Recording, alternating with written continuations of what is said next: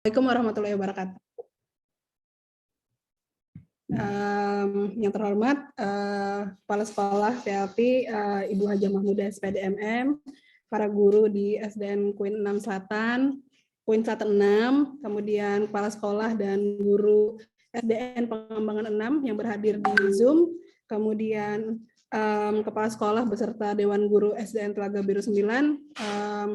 Saya ucapkan terima kasih sudah bergabung pagi ini di acara kami, yaitu sosialisasi kurikulum merdeka oleh DPL di kelompok 3, khususan di STKIP PGRI Banjarmasin. Baik, pada pagi yang cerah ini, izinkan kami untuk mengajak Bapak Ibu untuk menyimak penjabaran tentang kurikulum merdeka yang akan disampaikan oleh narasumber kita, Bapak Abdul Jabar, Dr. Abdul Jabar, MPD dari STKIP PGRI Banjarmasin. Untuk memulai acara pada pagi ini, marilah kita bersama-sama mengucapkan Bismillahirrahmanirrahim.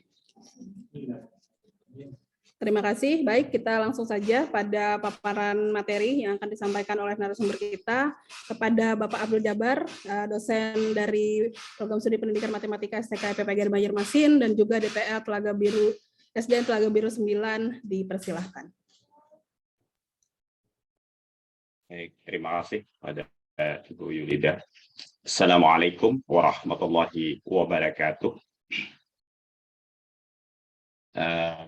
Yang alhamdulillah, Allahumma sholli ala sayyidina Muhammad wa ala Muhammad wa ala alihi washabihi ajma'in. Yang kami hormati kepala sekolah di SDN Queen Selatan 6 dan Dewan Guru, juga kepala sekolah yang mewakili di SDN Pengembangan 6 dan Dewan Guru, dan juga kepala sekolah yang mewakili kepala SDN Telaga Biru 9 dan Dewan Guru. Pertama, kita bersyukur pada Allah Subhanahu wa taala karena pada kesempatan hari ini ya, kita diberikan kesempatan bisa bertemu secara hibrid ini ya, bisa dibilang secara hibrid, karena ada yang secara offline dan ada yang secara online dalam kegiatan sosialisasi kurikulum merdeka. Selamat dan salam juga semoga tercurah kepada kita Nabi besar Muhammad SAW beserta sahabat, kerabat, serta umat beliau ila yaumil qiyamah. Baiklah, izinkan di sini ulun menyampaikan, atau bisa jadi mungkin ini bagi sebagian mungkin sudah pernah mendapatkan materi, tidak apa-apa, artinya lancar kaji karena diulang. Berarti kata orang tua nggak kejar kaji karena diulang. Baik, di sini saya akan mencoba menyampaikan tentang kebijakan kurikulum merdeka ya, kebijakan kurikulum merdeka.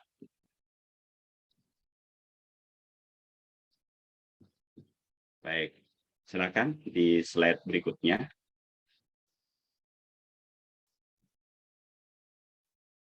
Ya, jadi ketika kita ingin mengimplementasikan kurikulum merdeka, ini dikatakan adalah dalam rangka juga untuk pemulihan pembelajaran. Nah, di sini ada kata-kata istilah pemulihan pembelajaran.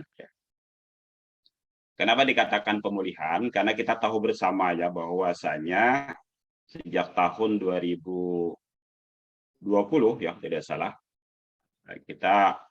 negeri kita termasuk di antara yang kemudian kemarin terdampak dari pandemi COVID-19.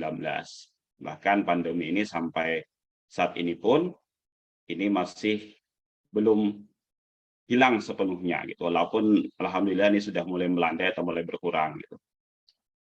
Dimana ketika kemarin masa COVID ya, itu kita rasakan bersama bagaimana pembelajaran kita tentu sangat terbatas gitu. Bahkan banyak capaian-capaian yang mestinya dicapai itu tidak tercapai gitu. Bahkan target-target materi dan segala macam itu tidak terpenuhi. Dan alhamdulillah ini kita sudah mulai bisa kembali hadir ke sekolah gitu. Maka ini kemudian ada istilah pemulihannya. Pemulihan dari pasca kemarin pandemi. Nah, ketika kemudian menerapkan kurikulum merdeka ini, maka ada beberapa aturan pemerintah yang kemudian harus menjadi perhatian kita. Gitu. Di antaranya yang pertama adalah Permendikbud-Ristek nomor 5 tahun 2022, di mana di sini berbicara tentang standar kompetensi lulusan atau SKL, baik pada pendidikan usia dini, jenjang pendidikan dasar, dan pendidikan menengah. Ya, jadi ini jadi SKL ini menjadi acuan ya untuk kurikulum 2013, kurikulum darurat, dan juga kurikulum merdeka. Kemudian juga ketika melaksanakan kurikulum merdeka ini juga harus memperhatikan Permendikbud-Ristek nomor 7 tahun 2022. Nah, itu berbicara tentang apa? Itu berbicara tentang standar isi ya. Baik pada pendidikan anak usia dini, jenjang pendidikan dasar, dan juga pendidikan menengah. Nah, ya, jadi standar isi menjadi acuan juga untuk kurikulum yang kemudian dilaksanakan. Kemudian juga ada Kemendikbud-Ristek nomor 56 tahun 2022, yaitu tentang bagaimana pedoman penerapan kurikulum dalam rangka pemulihan pembelajaran tadi. Nah, jadi aturan-aturan ini hendaknya bagi kepala sekolah maupun guru ya bisa kemudian nanti di-download ya aturan-aturan ini supaya bisa dipelajari dan bisa kemudian diimplementasikan. Kemudian juga memperhatikan keputusan Kepala BSKAP nomor 8 KR 2022 tahun 2022 tentang apa? Tentang capaian pembelajaran pada pendidikan anak usia dini, jenjang pendidikan dasar, dan juga pendidikan menengah ya pada kurikulum merdeka. Kemudian juga keputusan Kepala BSKAP nomor 9 KP 2022 tahun 2022 tentang dimensi, elemen, dan sub-elemen profil pelajar Pancasila pada kurikulum merdeka. Nah, ini memuat tentang penjelasan ya dan tahapan-tahapan perkembangan profil pelajar Pancasila yang dapat digunakan terutama untuk proyek penguatan profil pelajar Pancasila. Ya, yang ini mungkin nanti akan membedakan ya antara kurikulum merdeka ini dengan kurikulum-kurikulum sebelumnya, ya, yaitu tentang adanya profil pelajar Pancasila. Ya. Baik, silakan di slide berikutnya. Nah, jadi dalam pemulihan pembelajaran, sekolah diberikan kebebasan dalam menentukan kurikulum yang dipilih. Jadi ada 3 pilihan kurikulum yang bisa dijalankan oleh sekolah saat ini. Nah, pilihan yang pertama adalah kurikulum 2013 secara penuh.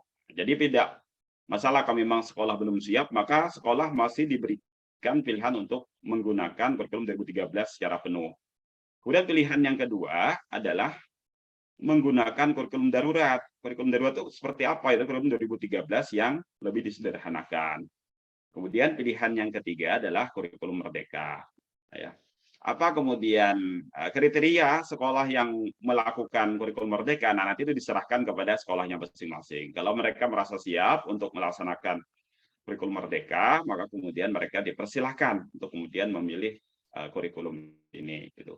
Jadi sekolah sampai saat ini masih diberikan pilihan untuk memilih satu di antara 3 pilihan kurikulum ini. Gitu. Silakan berikutnya lagi. Ya. Nah, jadi satuan pendidikan dapat mengimplementasikan kurikulum merdeka secara bertahap. Nah, jadi dikatakan secara bertahap sesuai dengan kesiapan dari sekolah masing-masing. Memang kita tahu siap tahun ajaran 2021-2022, memang kurikulum merdeka telah diimplementasikan di sekitar 2.500 sekolah ya, yang mengikuti program sekolah penggerak atau PSP. Dan juga 900 SMK Pusat Keunggulan atau SMKPK ya, sebagai bagian dari pembelajaran dengan paradigma baru. Ya, jadi di tahun ajaran tadi itu sudah ada berarti sekitar 3.000-an ya, 3.400 sekolah yang sudah kemudian mengimplementasikan kurikulum merdeka. Kemudian di tahun ajaran 2022-2023 nanti, nanti satuan pendidikan dapat memilih untuk mengimplementasikan kurikulum berdasarkan kesiapan. Jadi mulai TKB, jadi TKB bisa ya, kemudian tingkat TK, kemudian kelas 1, kelas 4, kelas 7, dan kelas 10.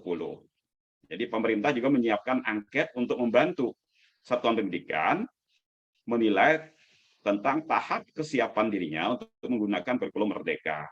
Nah, kemudian ada 3 pilihan ya, ketika mereka mencoba untuk mengimplementasikan kurikulum Merdeka. Nah, jadi selain 3 pilihan kurikulum tadi, nah ketika mau menerapkan kurikulum Merdeka, ini juga diberikan 3 pilihan untuk pihak sekolah. Yang pertama, menerapkan beberapa bagian dan prinsip daripada kurikulum Merdeka tanpa mengganti kurikulum satuan pendidikan yang sedang diterapkan. Nah, jadi bisa hanya kemudian dari sisi beberapa bagiannya saja yang kemudian dipakai. Atau yang kedua, menerapkan kurikulum Merdeka menggunakan perangkat ajar yang sudah disediakan. Begitu. Atau yang ketiga, menerapkan kurikulum Merdeka dengan mengembangkan sendiri berbagai perangkat ajar. Nah, jadi ini 3 pilihan ketika sebuah sekolah mengimplementasikan kurikulum Merdeka. Yang tadi mungkin bisa dimulai di tahun ajaran 2022-2023. Silakan slide berikutnya. Nah, ini beberapa keunggulan daripada kurikulum Merdeka. Yang pertama adalah kurikulum Merdeka ini lebih sederhana. Lebih sederhana dan mendalam, sehingga fokus pada materi yang esensial. Jadi nanti ada juga ya acuannya jadi tetap kemudian nanti guru dan sekolah bisa mengacu kepada aturan-aturan yang ada tadi, sehingga bisa memahami mana materi yang esensial. Dan pengembangan potensi peserta didik pada fasenya, belajar menjadi lebih mendalam, bermakna, dan tidak terburu-buru. Dan yang penting adalah bagi siswa adalah menyenangkan. Itu keunggulan yang pertama. Silakan lanjutkan. Nah, keunggulan yang kedua, dalam kurikulum Merdeka itu lebih merdeka. Jadi sesuai dengan namanya ya, kurikulum Merdeka, kan di sini dia lebih merdeka. Dalam arti seperti apa? Peserta didik tidak ada program peminatan. Nah, jadi di SMA tidak ada program peminatan. Peserta didik memilih mata pelajaran sesuai minat, bakat, dan aspirasinya. Karena memang kita tahu tiap orang itu punya potensi yang berbeda. Ya. Jadi bagi guru mengajar sesuai tahap capaian dan perkembangan peserta didik. Kemudian bagi sekolah sendiri memiliki wewenang untuk mengembangkan dan mengelola kurikulum dan pembelajaran sesuai dengan karakteristik satuan pendidikan dan peserta didik. Baik ya, mungkin silakan lanjutkan slide terakhir. Nah, keunggulan kurikulum Merdeka yang ketiga adalah lebih relevan dan interaktif, di mana pembelajaran melalui kegiatan proyek memberikan kesempatan yang lebih luas kepada peserta didik untuk secara aktif mengeksplorasi isu-isu aktual. Nah, jadi nanti bisa ya para siswa belajar kemudian bagaimana permasalahan-permasalahan yang ada di sekitarnya, ya isu lingkungan, kesehatan, dan lainnya untuk mendukung pengembangan karakter dan kompetensi profil pelajar Pancasila. Nah, mungkin ini ya sekilas daripada bagaimana kebijakan dari kurikulum Merdeka ini. Nah, demikian mungkin nanti kita bisa lebih jauh ya dalam kesempatan berikutnya. Demikian saya kembalikan kepada Bu acara Bilida. Silakan. Terima kasih Pak Abdul Jabar atas paparannya terkait sosialisasi kurikulum Merdeka. Menarik sekali dengan ide-ide utama yang disampaikan terkait kemerdekaan dan juga kebebasan dari sekolah ataupun siswa dalam memilih pembelajarannya. Baik Bapak Ibu, berdasarkan paparan yang disampaikan oleh narasumber tadi, kami membuka sesi tanya jawab. Mungkin agak berat di pagi ini, mungkin kita sharing bagaimana tentang penerapan kurikulum Merdeka ya yang sudah berjalan di sekolah, atau mungkin ada successful story kalau kata orang-orang, atau ada keluh kesah. Saya buka sesi pada para hadirin untuk berbagi di pagi ini. Silahkan dinyalakan mic-nya, atau mungkin ibu-ibu yang ada di ruangan sini ada yang mau bertanya, saya persilahkan.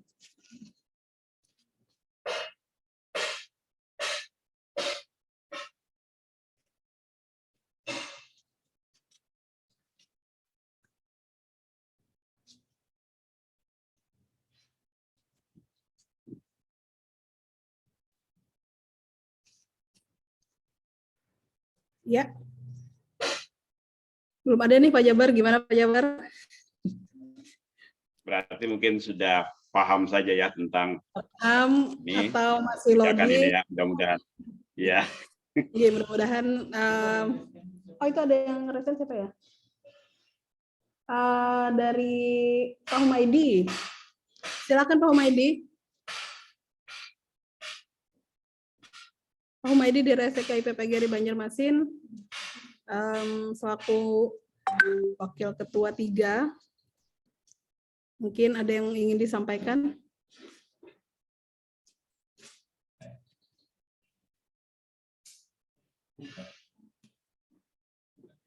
Bukan. Kepencet mungkin ya.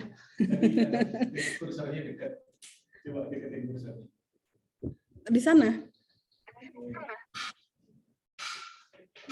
Bukan di saya. Oh, ternyata seperti Raisen. Wah, Pak Umay sudah panik nih, kenapa saya dipanggil. Oke, mungkin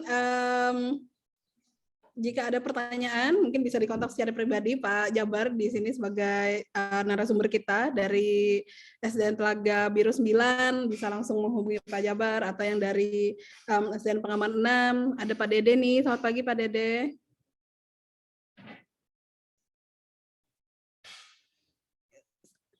Iya, terima kasih Pak Dede sudah bergabung, dan guru-guru di SDN Queen Selatan 6.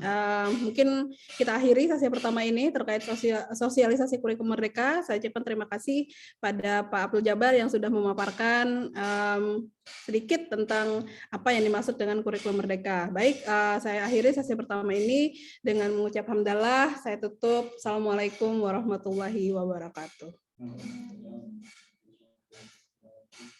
Oke, terima kasih. Kami akan melanjutkan ke sesi yang kedua, yaitu pengabdian dengan tema pendampingan literasi dan saintek bahasa asing untuk guru dan siswa. Untuk yang ingin tetap bergabung, dipersilakan, tapi kami fokus pada workshop di tempat. Sekali lagi terima kasih pada yang sudah berhadir. Saya izin untuk pindah ke sesi berikutnya.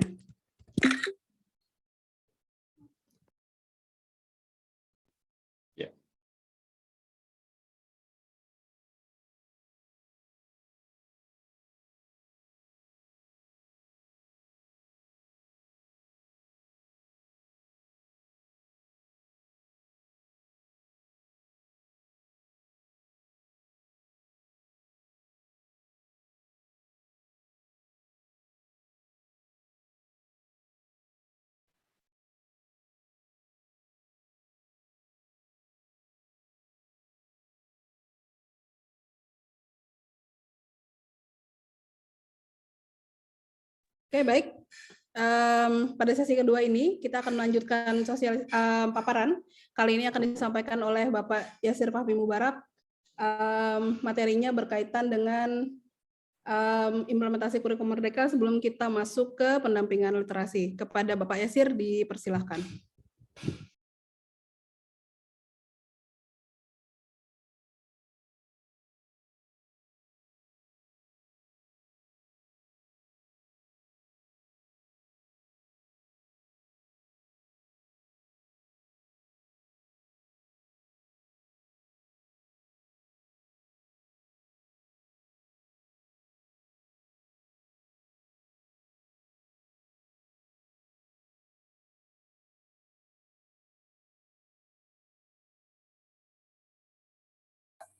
Ya kami kita nak.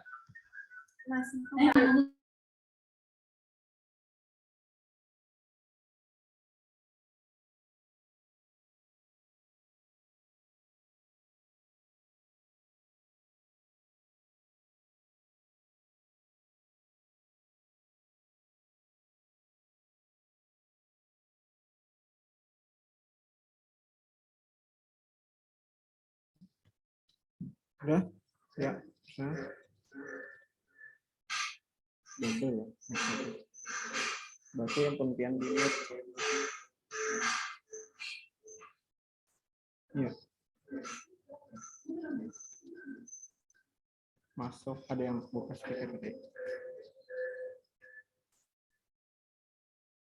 Double ya. Echo. Oh iya, matikan lah.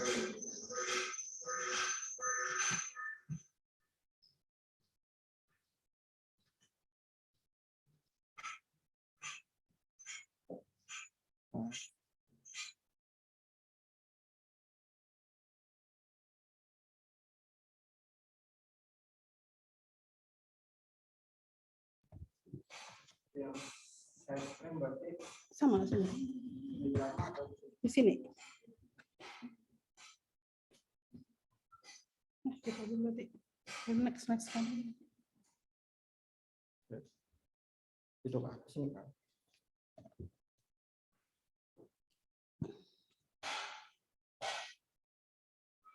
Adalah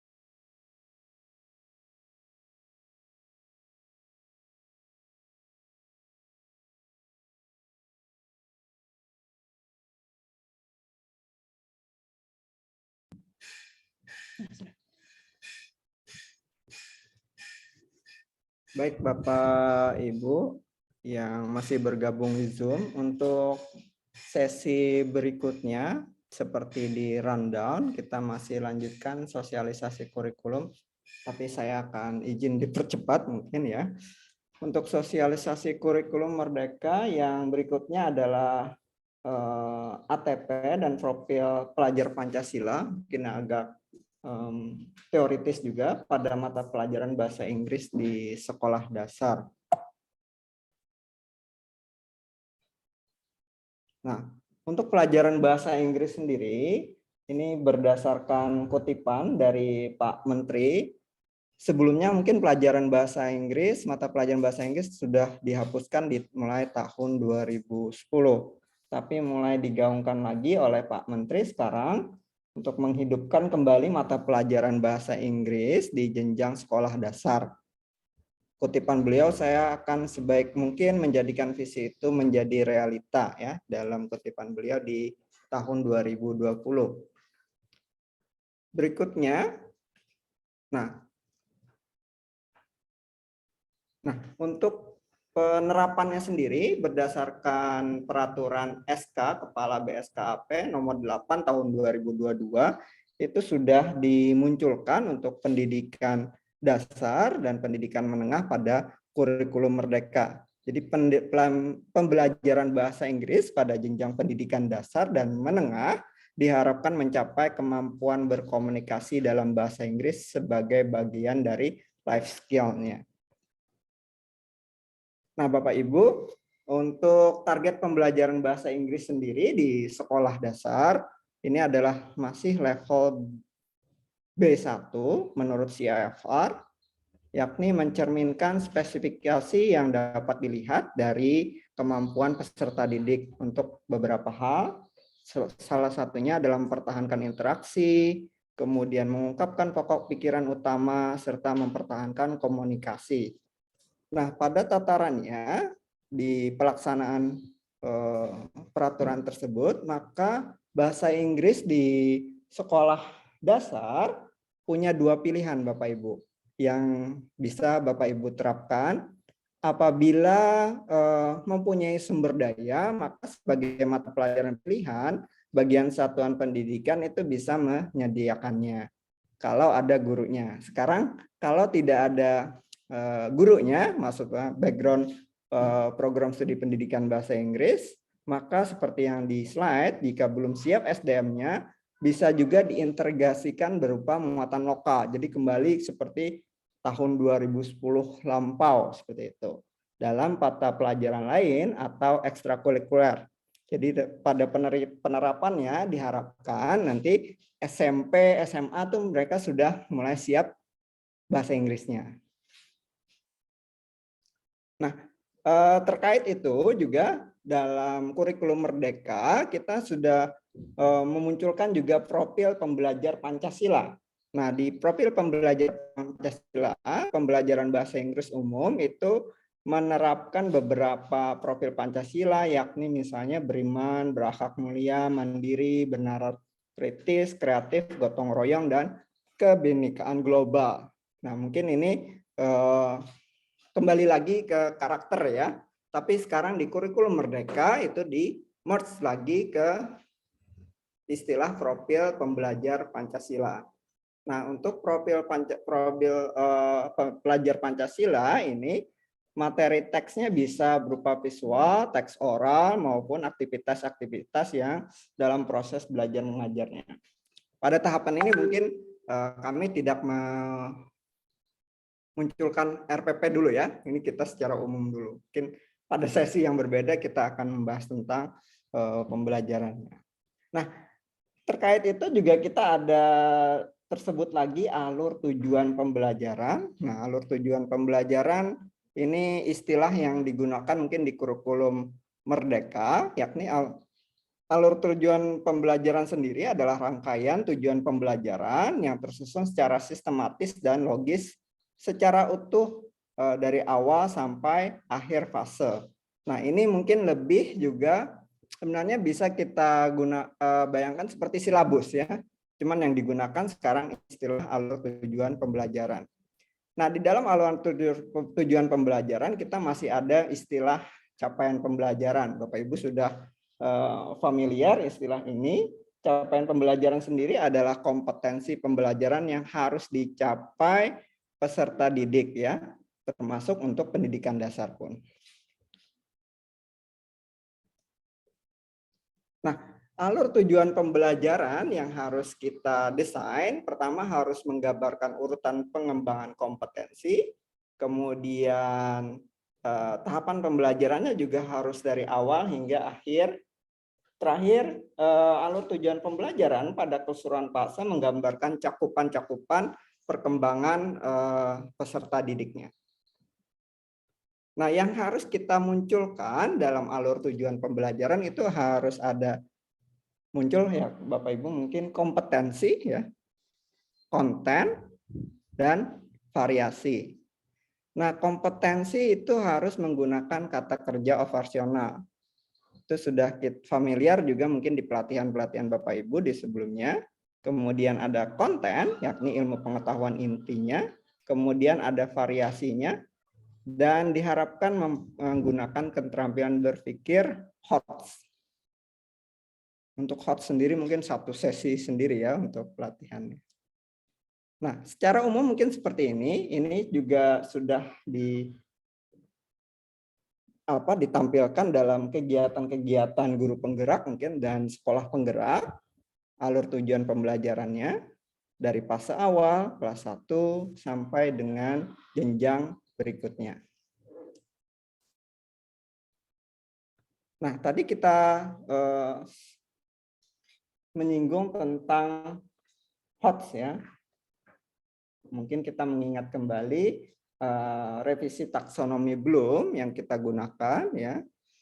Teman-teman mahasiswa juga kemarin oleh Ibu Guru Pamong diingatkan lagi ya atau diajarin dari awal ya oleh Ibu Guru Pamong tentang taksonomi Bloom. Ini operasional yang kita gunakan, yakni C1, C2 sampai dengan C6, C1 sampai dengan C3 itu lower order thinking skill, sampai terakhir itu adalah higher order thinking skill di C6, yakni menciptakan. Baik, mungkin demikian sesi dari saya. Kalau Pak Jabar tadi menyampaikan tentang kebijakannya, sekarang saya menyampaikan kembali ternyata bahasa Inggris itu dimunculkan kembali Bapak Ibu untuk sekolah dasar. Oleh karena itu teman-teman kampus mengajar kebanyakan itu juga ditempatkan dari program studi pendidikan bahasa Inggris ya. Untuk SDN Queen Selatan 6 kita ada KRIS ya. Baik, itu saja dari saya. Bapak Ibu, terima kasih atas waktunya. Saya kembalikan ke Ibu Yulida tadi seperti yang sampaikan Bu Ilida, kita akan lanjut sesi berikutnya. Namun untuk sesi Zoom akan kami akhiri sampai di sini ya. Terima kasih Ibu Bapak yang telah bergabung. Silakan Ibu Ilida.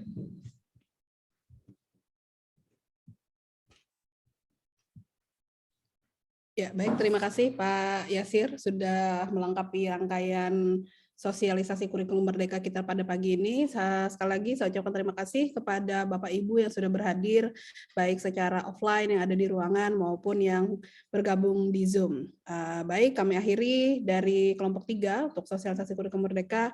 Wassalamualaikum warahmatullahi wabarakatuh. Waalaikumsalam. Foto ini dulu Bu Yulida, foto ini, foto peserta dulu kawalah, foto sagan nano bukti ini.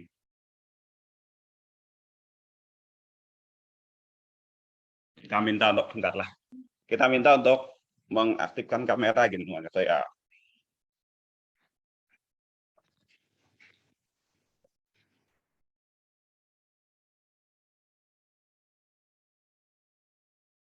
Minta peserta untuk aktifkan kamera untuk ini.